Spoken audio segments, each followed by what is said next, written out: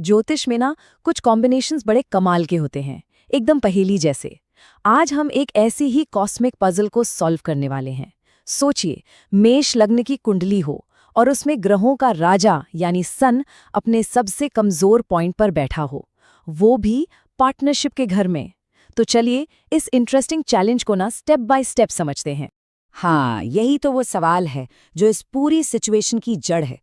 जरा सोचिए, एक तरफ है किंग सूर्य, ईगो, अथॉरिटी, सेल्फ रिस्पेक्ट का सिंबल, और दूसरी तरफ पार्टनरशिप का घर, जहां झुकना पड़ता है, बैलेंस बनाना पड़ता है। तो होता क्या है जब ये दोनों टकराते हैं?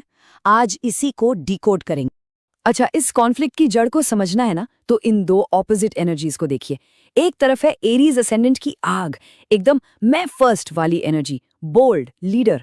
और दूसरी तरफ है लिब्रा की हवा, जो कहती है हम साथ में, मतलब बैलेंस और डिप्लोमेसी। अब आप ही सोचिए, जब ये दोनों फोर्सेस टकराएंगी तो कॉन्फ्लिक्ट तो होगा ही ना।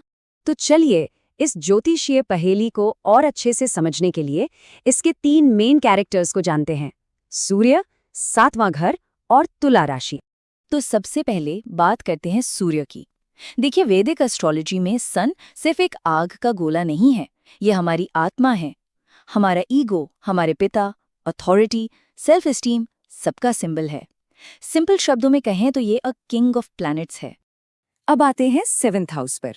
इसे दूसरे का घर भी कहते हैं, मतलब ये marriage, life partner, business partners और पब्लिक लाइफ में हमारी इमेज, इन सब को दिखाता है। बेसिकली हमारे सारे 1-to-1 रिलेशनशिप्स का डोमेन यही है।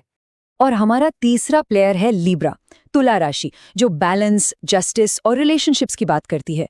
लेकिन कहानी में सबसे बड़ा ट्विस्ट यही है, इसी तुला राशि में ग्रहों का राजा सन नीच का हो जाता है, मतलब at its weakest point.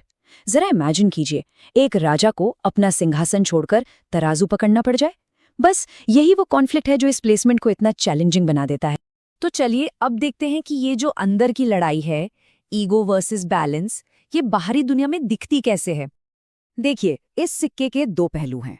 Positive side देखें तो लिब्रा का इन्फ्लुएंस इंसान को जस्टिस लविंग बनाता है, सोशल प्रेस्टीज की इच्छा देता है। अक्सर ऐसे लोगों को लॉ, पॉलिटिक्स या पब्लिक प्लेटफॉर्म्स पर रिकग्निशन भी मिलती है। लेकिन नेगेटिव साइड ज्यादा डीप है। अंदर ही अंदर ईगो और बैलेंस के बीच एक कांस्टेंट बैटल चलती रहती है। सही फैसला लेना मुश्किल हो जाता है, और ये कॉन्फ्लिक्ट अक्सर रिश्तों में ईगो क्लैश के रूप में बाहर आता है।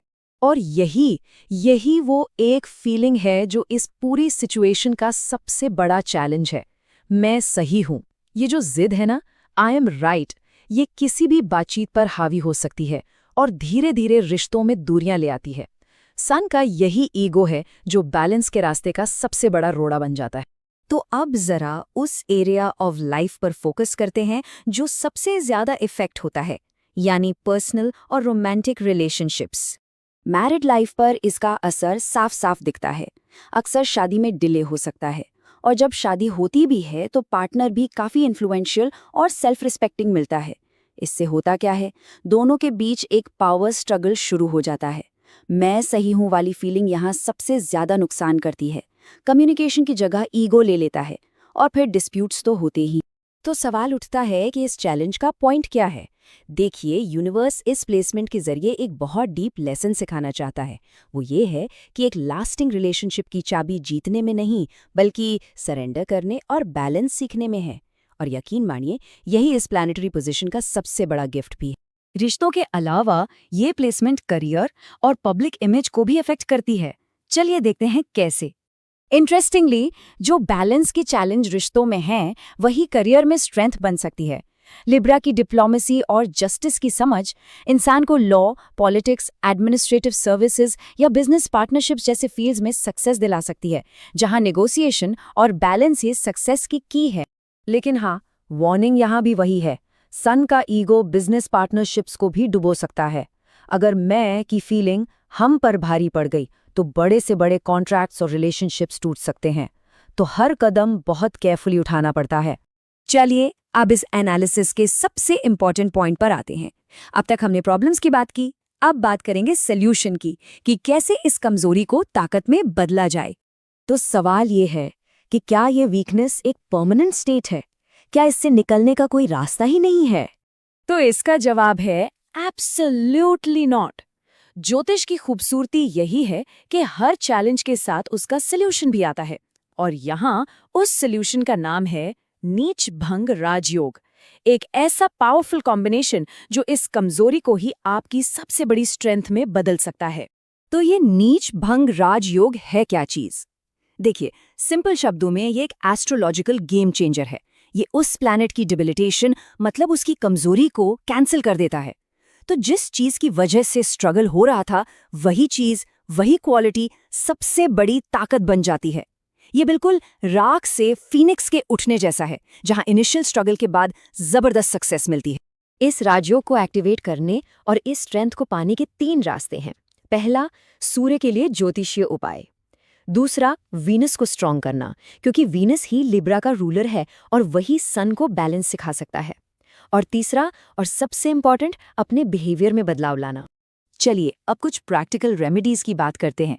देखिए, सन की ईगो को शांत करने के लिए रोज सूर्य को जल चढ़ाएं और उनके मंत्र ओम घृणी सूर्याय नमः का जाप करें।